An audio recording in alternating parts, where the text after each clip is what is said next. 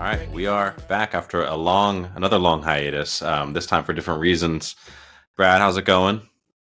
Pretty good. Back from Korea, back from Yep. New York. Lots of travel, but good travel. Ate so much food when I was in Korea. Just cafe, shopping, and food. Just repeat on a cycle. So it was good, but kind of got plagued by bad weather being out there. But other than that, pretty good. Back in the grind, back home, feeling good.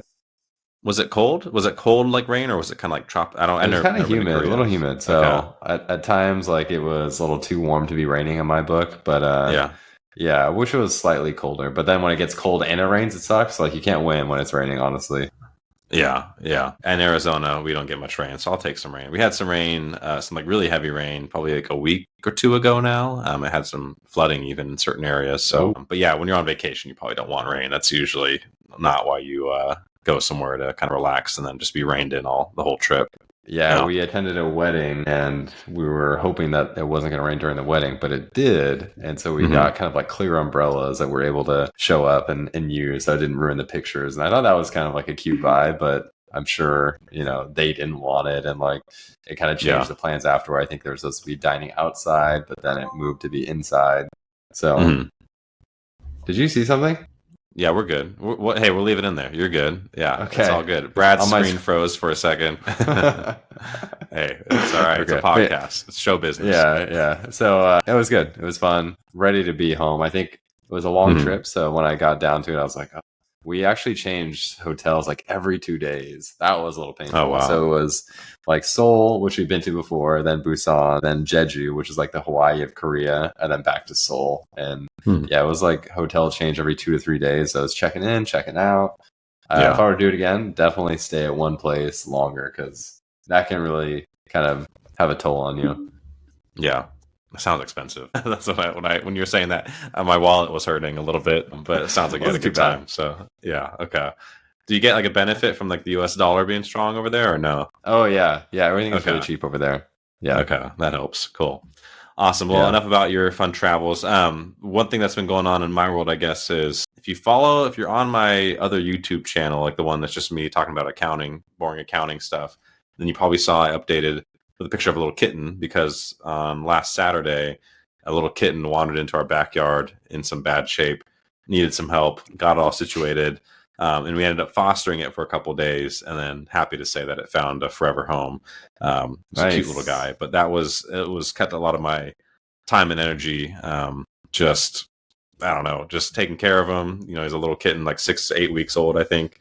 Um, and so getting the cat tower and litter box and all that stuff for just a 5 day visit, a 5 day stay with us. But I was, it was cute. I missed seeing him go, but I definitely was like ready to get my routine back and just some normalcy back because I have a dog. For those that don't know, you might have seen her in the background here and there, and she does not mess with cats. So that was, I'm glad always there was kind of no keeping them altercations separate. there. Yeah, she did pretty good, but we couldn't let them be together really. So, I'm uh, surprised it was 6 to 8 weeks. I was wondering how old that cat was. yeah, we took him to the vet because when we first saw him, he was just in bad shape, really little, right? So that's why I was like, I can't just leave him there because he was so small. So, but yeah, they measured it, or they estimated him to be like 6 to 8 weeks. I think maybe 6 to 10, might have been 6 to 10. But yeah, small. So a lot of life Nice. happening. So that's why we've been a little bit slow to get back to the pod, but here we are, and we're finally back. So Brad, what's been going on? Yeah. Where should we start first? Yeah, honestly, there's been a lot, and we say this every episode, but one that was actually pretty unique is DeepSeek released a new OCR model. And I think DeepSeek is known to be this innovative lab that has really, really smart people. I think the background of DeepSeek people is like they were quant researchers brought into the AI world. So definitely smart people intellectually. But the TLDR in this new model is that they come out with a new solution to essentially make LLMs more efficient. So when you think of an LLM, it's text in and text out.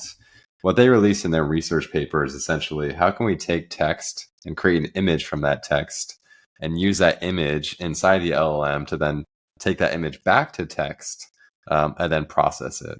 A little bit Hmm. confusing, I think, to break that down is text as tokens costs a lot of tokens, but when you take an image of text, they actually have an optimized image encoder and reader to essentially, if you had the same amount of tokens, if you represent that in an image instead of text, you essentially save about, I think it was like 10x compression. That's a big deal because as we get to more complicated systems and longer chats, a lot of times we're looking for a longer context window. So how much can we stuff in this chat window and have AI still be good at it? This method of like taking text, making it an image, sending it into the LLM, and the LLM processing that as an image and pulling back out the text, that makes things a lot more efficient. So you can have a longer context window. I think the cool part about this is that it even allows you to kind of like downgrade the long-term memory. So when we think about a long kind of chat, there's tokens at the start and tokens at the end. If you think about making that chat become a series of images, you could make that final image a little bit more blurry, which means that maybe the LLM doesn't extract as much text from the final image in the chat. So it has like a natural loss of information based on images. So honestly, pretty cool. I was shocked that this came out because like all things DeepSeek, they kind of just pop out of nowhere. And it seems like this could actually change the game. I think there's a lot of people on Twitter that were mentioning, I thought this could be a method. People kind of try to say they had the idea first, but essentially they came out with the idea. It looks very promising. It kind of parses lots of PDFs and does OCR in general. But I think their research of converting text to image and then processing text in this kind of middle layer within the LLM is pretty awesome. And I'm hoping that this really inspires others to have kind of a new approach to make these context windows at least, 5 to 10x longer. Yeah, no, that's cool. Actually, I did see that news somewhere on X or something like that. And I think, I don't remember the exact like example, but they said that like the amount of text that the image can save is like, some like huge amount of like text, but it's like tiny because it's like an image or something like that. Not an engineer, don't know all the details like Brad does, but it was funny. And it's, two things. It's such a weird, as you say it out loud, it's such a weird like way to kind of handle things. Like you have text and you need to convert it to an image just to kind of re-extract it to text. But obviously there is that context window problem that you run into at a certain point. And I would say the other thing is, I have an agent I kind of prototype and deal with. And I've noticed that the longer the chat conversation runs, which is, a pretty common thing I think people have realized, but just in accounting for the folks that listen and that are in finance or accounting that may not be familiar, like the longer my chat runs, the worse the performance is of that agent. Because I just have it stores everything in memory, but I don't have any kind of smart release of like context windows.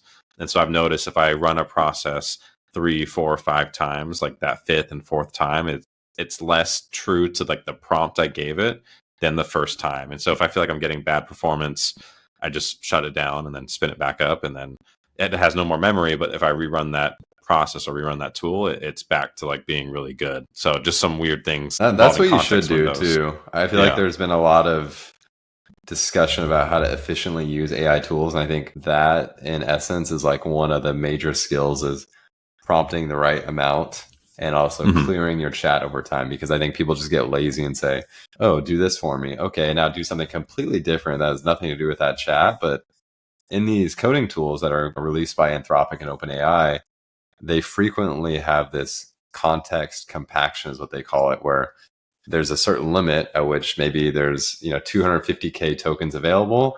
Once you're at 150k, it starts warning you like, hey, you're getting close to this limit. At a certain point, we're going to take all your chat and summarize it and then start a new chat with that summary. And so I think this exists inside coding, outside normal chat using ChatGPT and Claude. So I would say if you're using these tools, be very mindful about getting a short chat window, because you do get the best performance. And, with DeepSeek, I guess that could extend a little bit farther, where your usability window could be, instead of, 250k tokens, maybe 2 million tokens due to the 10x compression. But it is what they call like lossy compression. So I think they said if they take a photo of text, it's about 97% accurate. So it doesn't mean it's going to get all that image back to text correctly, but about 97%, which is really, really high. And I'm sure they can optimize it further going forward. But yeah, really cool release from them.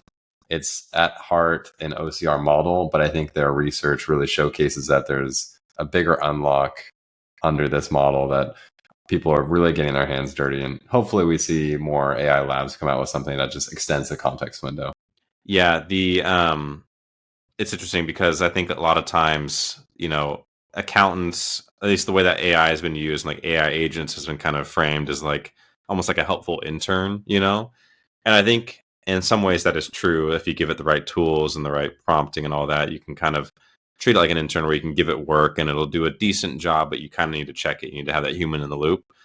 But that kind of breaks down, or if you hold that same analogy in hand, but then you think about like long-term memory with agents, just to what you said, like it's better to start a new chat. But people will say like, well, I talked to my agent about this like a week ago. I want it to know that and remember that conversation. So I haven't seen this done really well in practice. I haven't like went out and looked for it that much, but like, there's a difference between like short-term memory, which is like in the context window. And then if it doesn't know that, it can go, I think it's like called like semantic search, but like go look up like a longer term database of like chat history with that agent and then get that context and pull it into the chat. I've seen that like in diagrams, and I think from LangGraph, I think they published something about AI agents and having short-term memory than like long-term memory. But it's funny, just again, people's expectations of using the tool and thinking about AI agents, just something that kind of differs, but from the intern, where it's like you can tell an intern something, and then the next week or the 2 weeks later, he or she should remember that conversation. But with an AI agent, it's a little bit different, so you can't really hold that analogy true across the board. Yeah, I feel like it's good to remind them. It's like talking to someone every day. Like if you had a coworker sitting next to you every day, you just remind them like the most important things. And if you tell them too much, they're going to be overloaded. And that's exact kind of mental model you can put towards chat, where if you tell them too much and you keep going, they're going to be overwhelmed. But every day is a reset, start a new chat, do something. Unless you're actually continuing your work, definitely use that same chat. But if it's something that's not related or slightly related, definitely create a new chat and like prime that chat with as much context as you need. So that's the best way I would say to use kind of this AI chat. But I think a lot of these things evolve over time. Maybe the problem today honestly might not be a problem in 6 months due to the context window.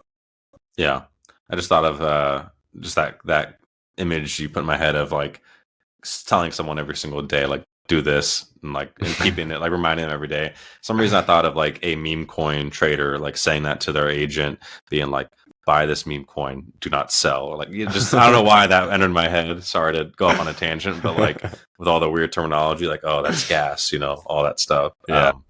But yeah, to be serious, yeah, I agree with that, and I think people will get used to working with agents, and get used to like changing expectations where you do need to kind of constantly refresh it and maybe reprompt it or remind it, say your job is on the line when you prompt it, right? Because that always seems to make it perform better. The threats are good. Well, I mean, speaking of memory, OpenAI just released ChatGPT Atlas. So kind of weird. Again, OpenAI is not that great at naming. They've historically had complicated names, but if I were them, I would name it Atlas, not ChatGPT Atlas. But either way, they released a browser. It's centralized around ChatGPT being the kind of entry point into the browser. So when you open up a new tab, essentially there's a composer in the middle.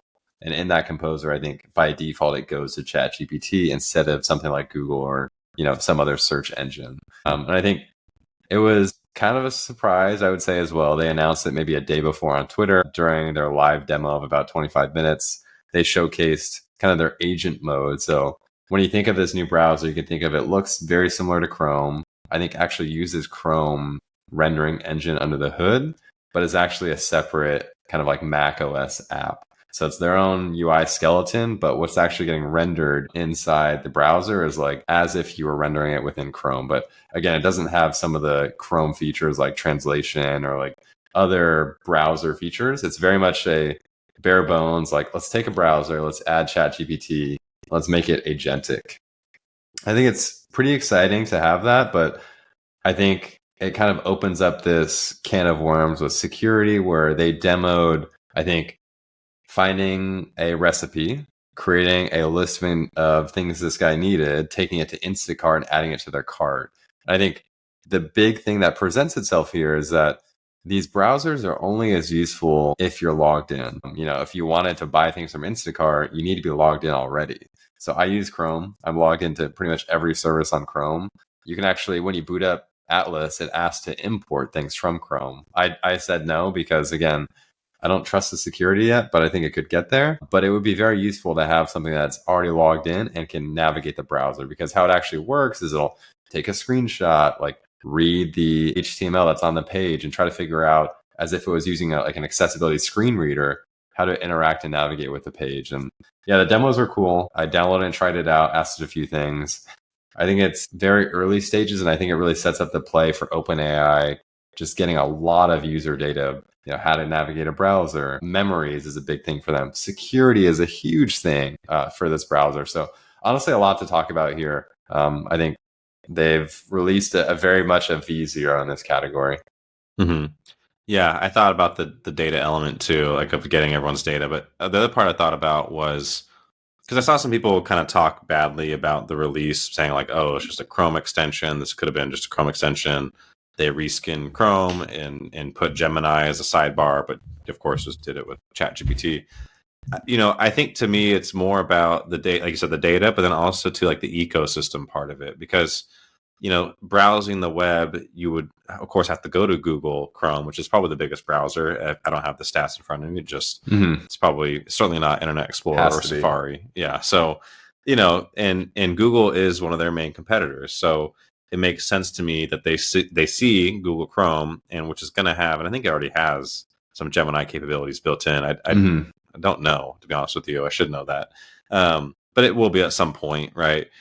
And I think they see, like, they want to make that ecosystem play. The other thing that they released recently was like company knowledge within the ChatGPT enterprise, like customers. And basically, I don't know the technical details, but like it indexes your company files, and you can basically kind of chat and rag over your company data, right? So if you have like a file, you're like, oh, where's that file I had saved that talked about some memo or whatever? It can go grab that file and summarize it for you or whatever. And so I think OpenAI is definitely trying to make that ecosystem play, as well as get the data from users browsing everything, because to me it seems like that's going to be, they want to be as sticky as they can. And if they got you using ChatGPT Enterprise and you're using Atlas browser, it just, then they can kind of, we talked about this before, where at some point are they going to start walling off each other to where you can't use different models with these different tools and stuff like that.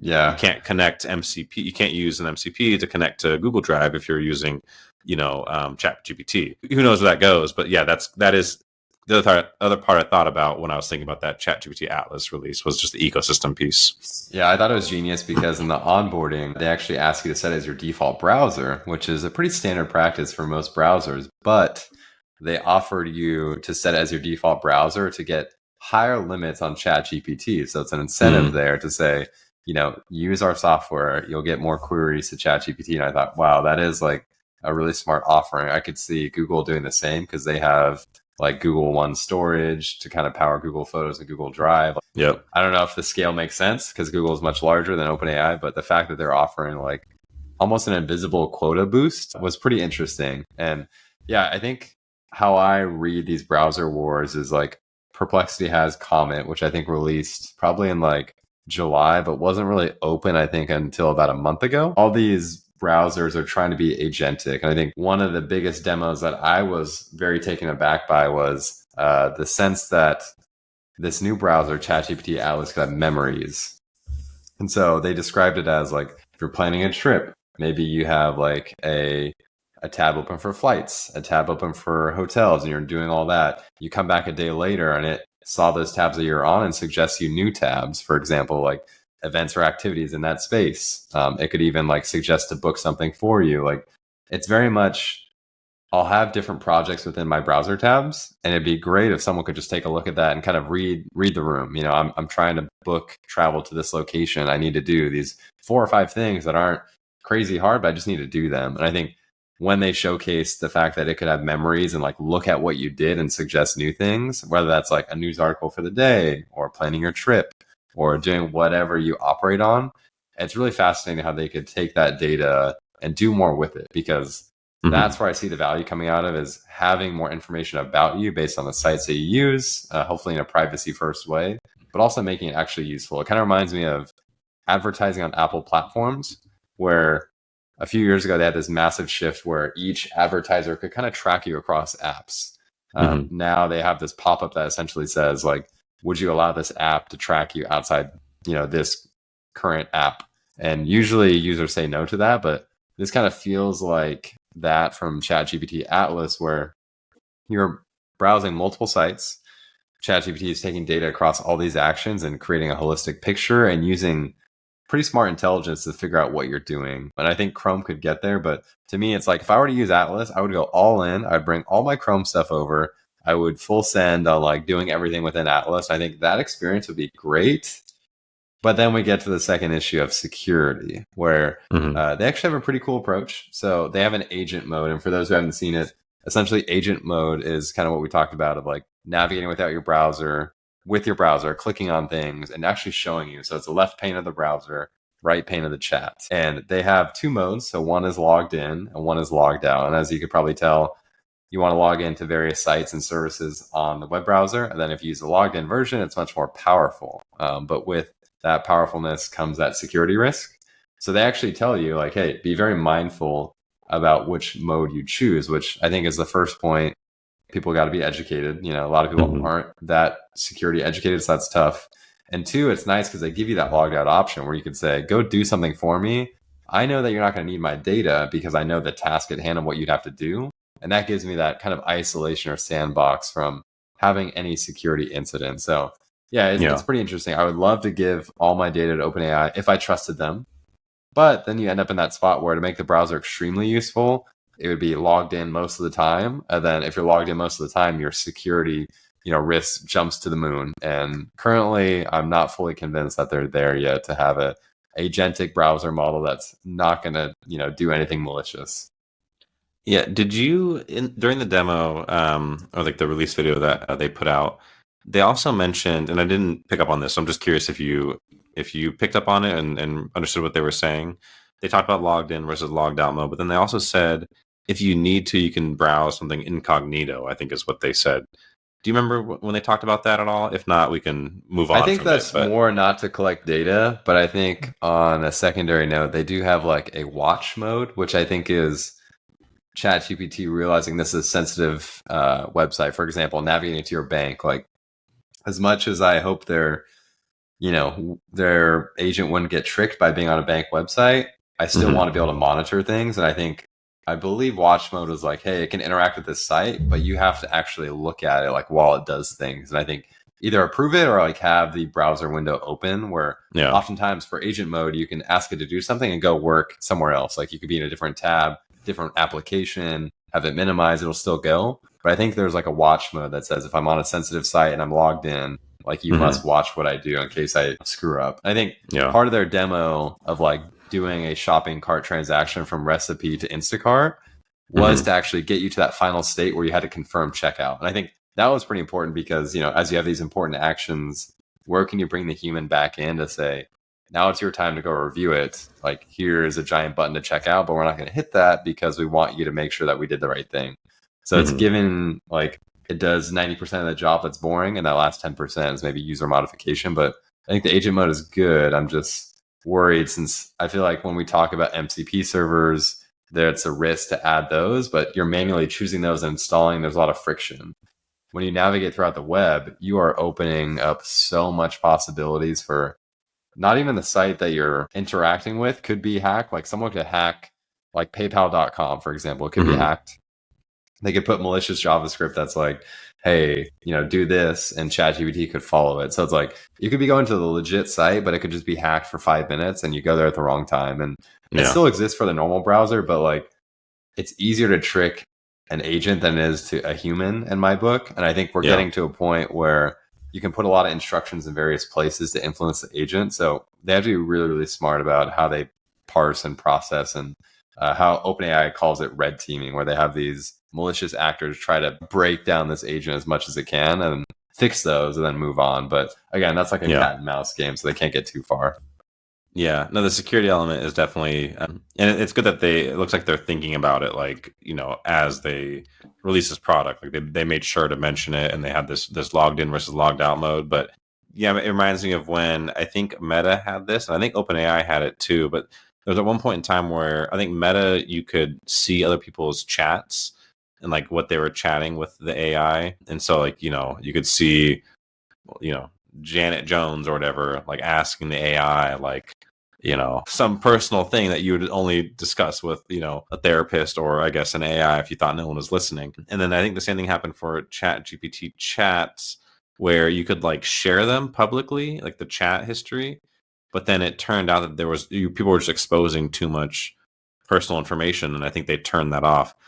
Do you remember that at all? I can't remember exactly when that was, but I remember the ChatGPT one where I think people yeah. were sharing things and it was indexed by Google. And so like people's chats would show up if they shared it, but they didn't realize that it was indexed by Google. And so I think they turned off that part of it and made more explicit UI saying like, hey, you're sharing this. So it definitely was a period of confusion. And I think that is like we've talked about it before where it's like people are so eager because the products are honestly so good and so useful, so eager to jump in and use, but like it's almost like the appreciation of the security elements or like, the understanding of the security elements hasn't quite caught up to everybody. And there'll probably be a period where some people get burned pretty bad. And then now people know like across the board, okay, that can happen. But I think last time we recorded one of the security or one of the predictions that we had for the rest of the year, I said there's gonna be some big security breach or whatever with one of these models that was gonna be like in the news and headlines. And I do think like we will get something big like that. Someone will get tricked, an agent will get tricked into exposing a bunch of information, and then someone's stock price is going to pay the price for it, basically. Yeah, and I mean, if you think about a browser change, I don't know about you, but I have not changed browsers in many of years. So when you look at Chrome versus ChatGPT Atlas, like they have to really deliver on AI, like across the board, and really convince me that that's the way forward. And we love AI. I love AI. I use it all the time, but at the current state, my read on it is it's very early. I think they'll spend a lot of time refining the product experience. And what I want to do, like in the back of my head, is think if I was using Atlas today, or over the next few weeks, like could I have automated this in a way that this agentic browser could have done things for me? Because it's kind of how I look at some of the coding tools that I use that are agentic and AI powered. Is could I do this manually, or could I do this with a CLI tool that can write code faster than me? And I think right now with Atlas, I think I asked it a few things, like one, what schools do the Breakeven Brothers podcast hosts go to? And kind of the weird quirks is sometimes it actually uses ChatGPT entirely without the browser when I ask it to do something. Other times it would actually navigate throughout the browser. So honestly, a little bit of feedback of it's a little confusing. As someone who is technical, I wasn't sure where it was going to go and why. Still couldn't really figure that out. I think you have to open a new tab and direct it, immediately through that versus like their starter tab is just open.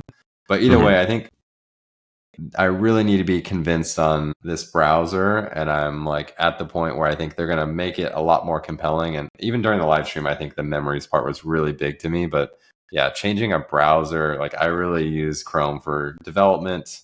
And I want to think going forward in the next few weeks, like could Atlas do something for me that I've been doing manually? And I think there are tasks that stick out, like these obvious live stream example tasks. But outside of that, yeah, I do want to think like, could this have saved me 15 minutes if I beckon my data to OpenAI and ask it to do something? Because prompting takes a lot of skill too. And I don't want ambiguity to pop up. So do I type in, for 2 minutes about the task? Or do I just click around for 5 minutes and like that gets the job done? So something to think about.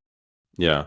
And I'm curious too, like there's a whole ecosystem of like Google Chrome extensions because people add on this functionality to their browser that they need. And I wonder with something like Atlas, like will that kind of thing exist in Atlas, or will it be just that the agent can do everything that you need it to?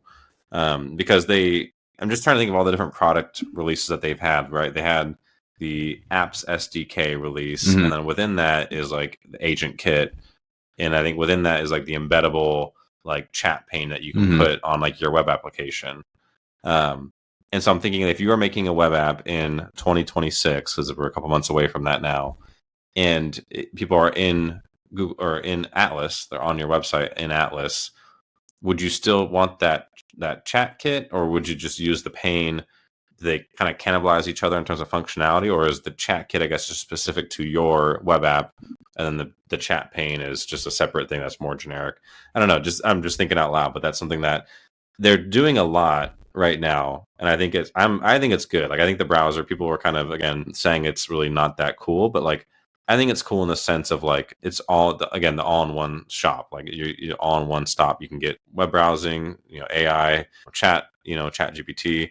But like that part, I'm curious about how would that look when people are actually kind of building web apps and you're on, split my expenses on the Atlas browser.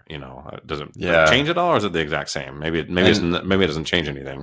Yeah, and they don't have extensions. Again, they're missing quite a few things like translations, extensions, some pretty core browser features. But I think if they did ship that, it wouldn't be too late. It would just be longer. And so I think we step back and look at OpenAI's releases over the past like 3 to 6 months. They've done a whole bunch of stuff. And in my head, I'm like, good for them for getting there. And I think their internal coding models really power that. With Codex and GPT-5, they've done a great job. But I am slightly concerned that they're going to have too many things and too many people and kind of chaos internally that'll slow them down. Because I think as a small company, you're working on less things, everybody. As a company who's ballooning and, every engineer in the Bay Area wants to work there, there is a lot of people there. They're doing a lot of cool stuff. Are they able to kind of hone in, focus, drive value to their core products and kind of kill things that aren't working? Because we had like, I forgot what they called it, but it was essentially like a ChatGPT marketplace where they, had like people come in and say, this is my secret sauce prompt and come chat with my like character or whatever. The GPTs, right? Yeah, the GPTs. So I think that has maybe officially been killed off or is in the process. I thought I had saw something recently about it, but either way, I think that's like not really the focus anymore. And as we talk about them, with this apps SDK, like they're really going after Apple, they're going after Google, like their vision is grand and they're working on a hardware project that's coming out, I think, later next year. So it's kind of insane what they're aiming at. And I really hope they do well, but it will be interesting to see their focus over the next like 6 months on which products take off, because I had seen stuff on Twitter that are like, oh, I use Atlas for 1 hour, then I'm back to Chrome and I'm never looking back. Because again, the browser war is tough. To get someone to change a browser and give up all their data, really, really hard. So, hats off to them for releasing it. It's a tough challenge ahead, but if they can deliver innovative features, I'll be there. Yeah. The only thing I'll say on browsers, we can probably move on, is I view browsers as like utility. Like to me, I don't care that much. I don't use all the different features of Chrome. I go to my website, I log in, do what I need to do, and log out. Like whether it's Safari, whether it's Internet Explorer or Edge, that awful one. But like I don't care that much about it. So like to me, it's not like I'm beholden to Chrome. Like I could go to Atlas in 2 seconds, but I also just don't care that much. It's like, it's like an electricity provider. Like you don't care as long as you get electricity. I don't really care about my browser. If it gets me to the right web page, then that's really all I want. Yeah, maybe it's the developer view in me. Just using the Chrome developer tools are top notch. That's something that Google did really well. Yeah. Well, cool. Okay. Yeah. Atlas, nailed it. Yeah. So on to the next topic. So I also went to Claude Code Anonymous in San Francisco like 2 days ago. So we're potentially going to record the podcast about 2 days ago. And I was telling Ben, hold up, I'm going to this conference, meetup, whatever you want to call it. So essentially it's put together by Peter, who is a pretty, I can't remember his last name, Peter Steinberger, I think. Essentially he puts together a meetup, like just talk about Claude Code Anonymous. I thought the origin story, which he described, was kind of funny, is that him and his friends were using Claude Code so much that they would have like bags under their eyes. And he was describing, we're like addicted to Claude Code as like a slot machine coding tool that like, we need a place to talk about it because we're all addicts. And so that's why it's like Claude Code Anonymous. So to give some people some background, and essentially this was like a 3-hour meetup where like you got food, you listen to talks, and then you chat after.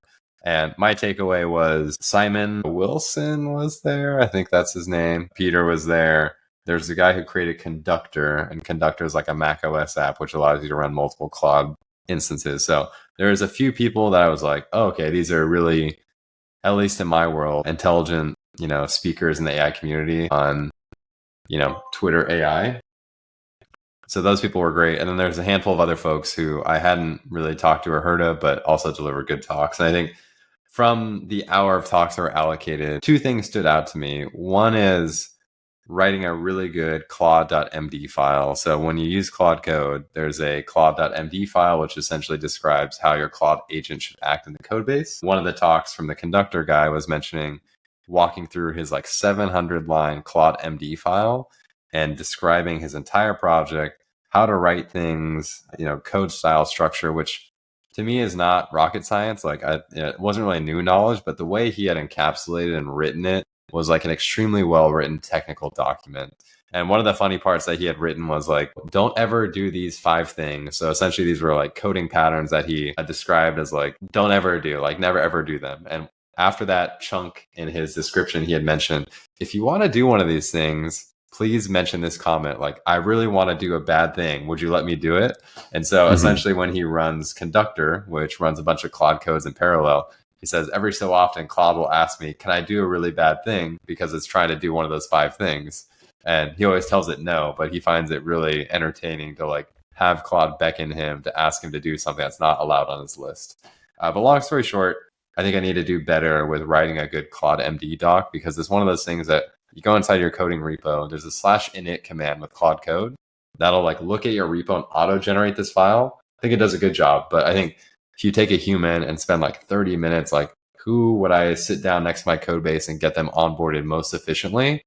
Kind of like the intern, like we talked about, that is like the best way to package it. And so I think that was one big takeaway is how can we use or write a better Claude MD file? And the second one is using the kind of Claude Code on the web. So both Codex and Claude Code are now enabled on the web, which means you can open up the ChatGPT app or the Claude app, go to kind of their code provider, which is Codex and Claude Code, and actually spawn Claude Code and Codex to do something in the background for you.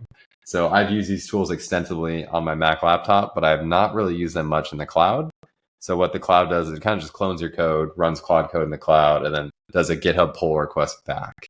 So a lot of people in this meetup were talking about how they use it. And I thought, oh, damn, like it's one of those things I've heard about, but I never really used. So like last night I spent time setting up my Laravel app to be used on this like, kind of sandbox container that OpenAI sets up. So I think those are the 2 big takeaways. And like all things, I think it moves really fast. So great to meet a bunch of people. Met Evan Bacon from React Native, really nice guy. So yeah, met a few great people, had some good food and talks. I think at the end of the day, this stuff is moving fast, and it was cool to be in a room with a lot of people that are extremely passionate about it. Like it was a nerdy crowd, but in a good way, where people were just like excited to talk about AI. And I think there's a lot of conferences that I go to, like iOS conferences or web conferences like Laravel, that people are definitely nerdy, but it's like different energy, where I think people are like really, really excited to talk about AI, where I think these other conferences are, sometimes you're sponsored by your company and you just show up, but I feel like everyone there was like dying to be there, which was a cool vibe. Yeah. I had to say, as you were talking, you don't want to interrupt you, but you're such an engineer, dude. You're talking about the MD file and you had your hands like this. And you're like an extremely well-written technical document. And I was like, this dude is such an engineer. But that's cool. That's cool. And I think only in SF probably can that kind of thing get that kind of crowd, which is cool. I mean, there's such a superpower to being in a room with a bunch of smart people. Like I couldn't live in SF. Like that's just not for me and my family. But like there is something to be said about like being in a room full of people that are all really excited and smart, as a matter of fact. And like you just get so much like secondhand smoke energy from that. I'm sure you left that event, even if you feel like, okay, I learned these things and that's going to be helpful for me. It's also too, it probably just challenges you to think about things a bit differently as well. Like even besides the specific takeaways that you have, just if you continue to kind of be in those crowds and learn from those kinds of situations, then it's just going to make you smarter too with how you use these AI tools and stuff like that. So yeah, definitely the right crowd to soak up info. And every time when I talk to people out there, in real life, I'm always like, I recognize people from Twitter avatars. Like, could you show me yours? And then I like see them like, oh, and I also have the reverse where someone will say, oh, that's like this person. And I'm like, oh, I had no idea that was that person, because like they got a haircut, they shaved, whatever. And it's like extremely hard to pin people. So my advice to all these meetups and conferences, at least for me, is like put like a giant Twitter image or something on your badge, because when we walked in, or at least when I walked in, write your name and write your favorite, coding tool. And I think most of the room was, Claude because it's a Claude meetup, but I think Codex Yeah. is picking up some steam. But yeah, it's like it'd be much nicer to have like a QR code to like open something and like an image based on a social, because like most people are on, you know, tech Twitter, AI Twitter in that area. And so it's much easier to be like, oh, I know you because I've seen your profile picture for like, you know, a year and a half now. So maybe just some feedback for next time. Yeah, no, for sure. Cool. Awesome. Well, some good stuff, Brad. I think we can probably wrap it up there and jump into our bookmarks. Let's do it. Yeah. Sounds good. I'll go first, but I have to give you credit because you sent this to me. But it ties into what we were talking about just a second ago and what we've talked about before on the pod. In the article that I have is from Tech Radar, and it's about Meta banning rival AI chatbots from its WhatsApp. So let me give credit where credit is due. Brad, you sent me the tweet from. Oh shoot! Let me try and find it now. I want to give the person credit. It is from.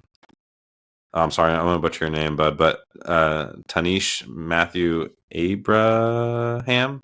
So, anyways, he retweeted. Okay, I'm butchering this, but we're gonna leave it in the pod, Brad. This is how the sausage is made. It's an OpenAI tweet. Okay, he just quote tweeted it, but the OpenAI tweet announced that Meta changes policies, so ChatGPT won't work. And then I went and Googled it, and I found the Tech Radar article. That was a long way to get to what I was really just trying to say. Anyways, but yeah, third-party AI agents out of Meta's app, which of course Meta owns WhatsApp, right? And so going back to the walling off that we talked about before, like I think there's more dominoes to fall where, like, you know, ChatGPT is gonna be like, hey, you can't use Google Drive connectors, or Google Gemini is gonna say, hey, you can't use this model or whatever. So that was interesting, and I think it's more to come on those kinds of walling off. Yeah, that'll be a big day. Well, my bookmark is on Cursor's plan mode. So Cursor recently released a plan mode. So Claude Code has a plan mode. Now Cursor has it. It does almost the exact same thing where you type in a prompt. It then goes, searches the code up front, finds all the information to write good code, and then starts writing the code. I think there's been a lot of feedback for Claude Code recently of, I ask it to do something, it just jumps right in. And so plan mode is almost required to hold the model back and get all the world knowledge and then start executing. And I was happy to see that Cursor added one, I think, in their latest release. So I'll share the bookmark, but awesome release. I've used it quite a few times already for their plan mode on Cursor. And it's much, much better than just writing stuff directly. So if you're not using plan mode, definitely give it a try. It takes more time, but you'll get better quality output, which I think everyone would consider a huge win. Yeah, I saw that announcement. I haven't used plan mode yet, but it seems like it's one of those things where it's like, of course you'd want to plan it. You know, when you actually write code, you don't just wing it usually. I mean, you iterate, but like you have this idea of like, okay, I'm gonna start my Laravel app. I'm gonna get the model set up first, and then you kind of have your own plan. And so it makes sense just from an AI builder perspective of like, you need to give it some general path, or it needs to come up with some general path, and then you can kind of proceed from there. So yeah, I want to try it. I just haven't tried it yet, but yeah, it's one of those things that I think people are working around doing it manually, and there's even people that I've worked with that do that, and I thought that sounds like a good idea, just a lot of effort. And once now it's built in that you just ask something and it makes the plan for you, it's like 10 times better because you wanted it, but it was just too much effort. So I'm glad they added that, and I think they're shipping a bunch of stuff recently, so pretty exciting. I think Cursor has won the AI IDE, and they're here to stay, where I think Windsurf is trying to play catch up. So maybe in the next few months we'll see how they shape up. It's a tough world out there. It is. Tons of competition. All right, well, good stuff. Happy to be back, Brad, and we'll get this one posted, but I'll catch you next time. Cool. Sounds good. See ya. Thank you for listening to the Breakeven Brothers podcast. If you enjoyed the episode, please leave us a 5-star review on Spotify, Apple Podcasts, or wherever else you may be listening from. Also, be sure to subscribe to our show and YouTube channel so you never miss an episode. Thanks, and take care. All views and opinions by Bradley and Bennett are solely their own and unaffiliated with any external parties.